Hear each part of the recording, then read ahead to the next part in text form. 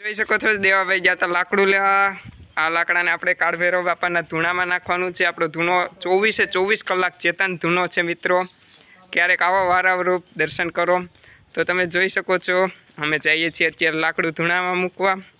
બહેના લેજો આગલા બ્લોગ માટે। તો મિત્રો જો અમે લાકડું લઈને પૂગી ગયા છે। અહીંયા દેવાભાઈ લાકડું ખંભે લીધું છે। આ કાળભૈરવ બાપાનો આપણો ધૂણો છે અહીંયા ને આપણું મંદિર છે।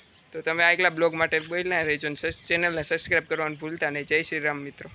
તો જય શ્રી રામ મિત્રો, તમને ખબર છે હું દેવાભાઈ લાકડું લઈને આવ્યા હતા। તો લાકડાને આ છે કાળભૈરવ દાદાનું ધૂણો, લાકડાને ધૂણામાં ઓમ કરી દીધું છે। તો જોઈ લો આ છે લાકડું, આ કાળભૈરવ દાદાનો ધૂણો 24 કલાક ચેતન ધૂણો છે। આવો ત્યારે દર્શન કરજો। અને અહીંથી ધૂણે ઊભો તો આખો દરિયાનું વ્યૂ દેખાય છે ને આપણી ગૌશાળા છે, તમને ખબર જ છે। આ છે ભગવાન જય વારા ભગવાન, જય કાળભૈરવ દાદા।